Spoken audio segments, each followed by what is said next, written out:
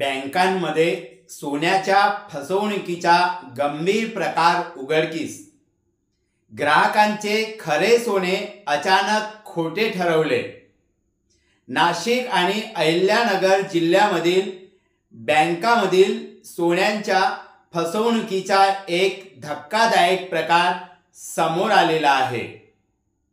ग्राहकांनो, आपण कमी व्याजदराच्या लालसेने आपले दागिने एखाद्या कोऑपरेटिव्ह बँकेत गहाण ठेवत असाल तर सावध व्हा.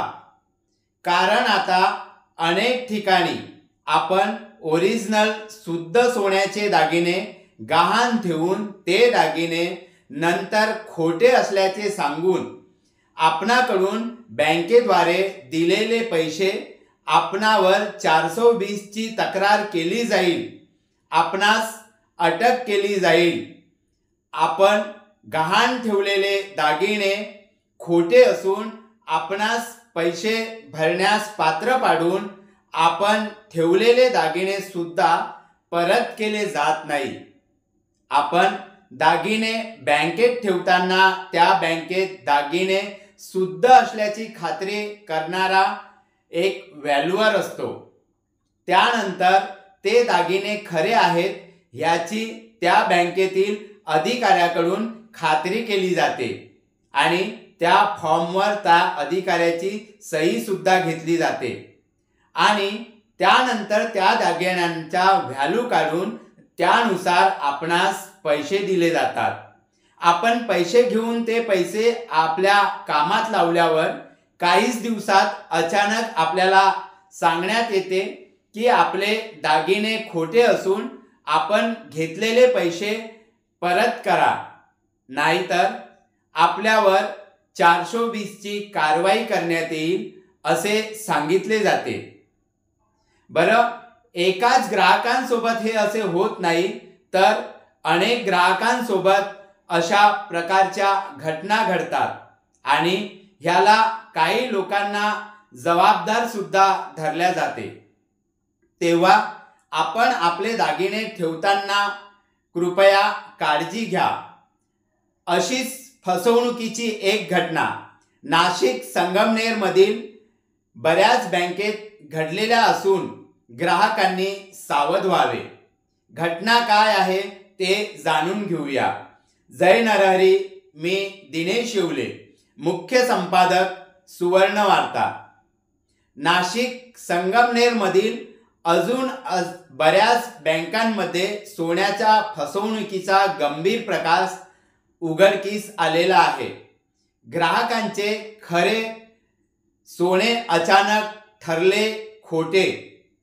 नाशिक आणि अहिल्यानगर जिल्ह्यामधील बँकांमध्ये सोन्याच्या फसवणुकीचा एक धक्कादायक प्रकार समोर आला आहे. नाशिक मर्चंट कोऑपरेटिव्ह बँक आणि अहिल्यानगर जिल्ह्यातील संगमनेर येथील GS महानगर कोऑपरेटिव्ह बँक लिमिटेडमध्ये अनेक सामान्य नागरिकांची गहाण ठेवलेले खरे दागिने अचानक खोटे ठरविले जात आहेत.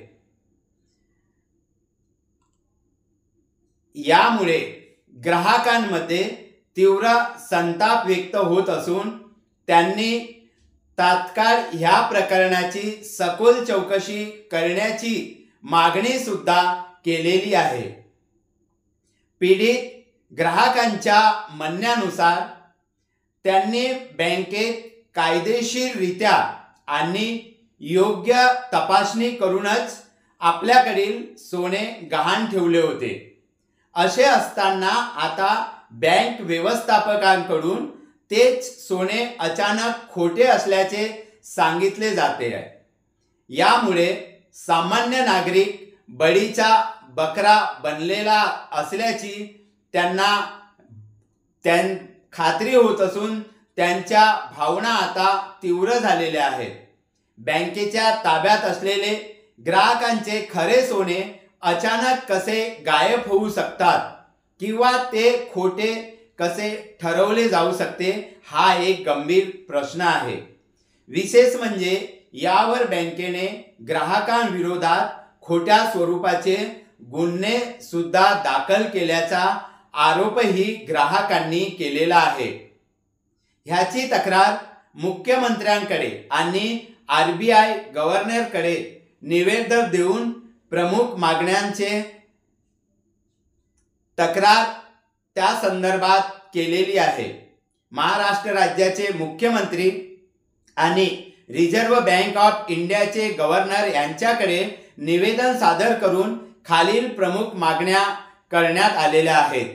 त्यापैकी सखोल चौकशी, बँकेच्या स्तरावर सोन्याच्या सत्यतेची तपासणी कोणत्या आधारावर केली जात आहे आणि पूर्वी जमा केलेले सोने आता अचानक खोटे कसे ठरवले जात आहे याची सखोल आणि निष्पक्ष चौकशी करण्यात यावी। सोने गहाण ठेवताना ते खरे असल्याचा दाखला बँकेनेच दिला असताना आता अचानक ते सोने खोटे कसे ठरवले याची सुद्धा चौकशी व्हावी। जबाबदारी निश्चिती, बँकेच्या ताब्यातून खरे सोने गायब होण्यास किंवा ते खोटे ठरवण्यास कोण जबाबदार आहेत या निश्चिती करून त्यांच्यावर कठोर कारवाई करण्यात यावी। ग्राहकांना न्याय, फसवणूक झालेल्या सर्व सामान्य ग्राहकांना त्यांचे गहाण ठेवलेले खरे सोने परत मिळावे किंवा त्यांना झालेल्या नुकसानीची भरपाई लवकरात लवकर मिळावी। तसेच त्यांच्यावर बँकेने दाखल केलेले खोट्या स्वरूपाचे गुन्हे तात्काळ मागे घेण्यात यावेत आणि यावर एक समिती नेमून दोषींना कायदेशीर शिक्षा देण्यात यावी। बँकेच्या कामकाजाचे ऑडिट या घटनेच्या पार्श्वभूमीवर बँकेच्या सोन्याचे संबंधित सर्व व्यवहारांचे आणि कार्यप्रणालीचे तातडीने विशेष ऑडिट लेखापरीक्षण करण्यात यावे।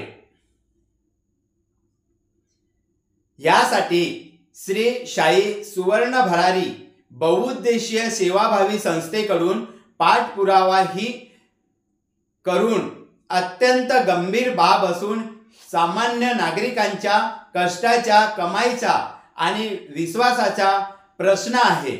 या प्रकरणात तात्काळ लक्ष घालून पीडित ग्राहकांना न्याय मिळवून द्यावा। तसेच भविष्यात अशा घटना पुन्हा घडू नयेत यासाठी योग्य ती कारवाई करावी अशी अपेक्षा ग्राहकांना व्यक्त करीत आहेत। या गंभीर विषयाला श्री शाई सुवर्ण भरारी बहुउद्देशीय सेवाभावी संस्थेने वाचा फोडून या प्रकरणी आज मुंबईतील मंत्रालयात जाऊन निवेदन सुद्धा देण्यात आलेले आहे। यावेळी संस्थेच्या वतीने खासदार आणि राष्ट्रवादी काँग्रेस पार्टी पक्षाचे प्रमुख अजित दादा पवार गटचे प्रदेशाध्यक्ष श्री सुनीलजी तटकरे आणि राष्ट्रवादी काँग्रेस पार्टीचे राज्य प्रमुख श्री रविकांतजी राठोड यांना निवेदन देण्यात आले। या प्रसंगी डॉक्टर सारिकाताई नागरे संस्थापक अध्यक्ष, श्री राजेंद्र नामदेव कुलते प्रदेश सरचिटणीस, श्री संतोष पंडित प्रदेश कार्याध्यक्ष, सौ सारिकाताई स्वातीताई मुंडलिक अहिल्यानगर जिल्हाध्यक्ष आणि श्री शिवनाथ दादा खरे खुटे चांदवड तालुकाध्यक्ष हे उपस्थित होते। या प्रकरणाची सखोल चौकशी होऊन पीडित ग्राहकांना न्याय मिळेल अशी अपेक्षा व्यक्त केली जात आहे। त्यामुळे ग्राहकांनो, आपण आपले दागिने बँकेत ठेवताना आपण कुठले व कोणत्या बँकेत आपले दागिने ठेवत आहोत ते दागिने सुरक्षित आहेत की नाही, त्यानंतर आपल्यावरच उलट काही कारवाई केली जाईल का याची खात्री करूनच आपण आपले दागिने बँकेमध्ये गहाण ठेवा, एवढीच विनंती. धन्यवाद. जय नरहरी.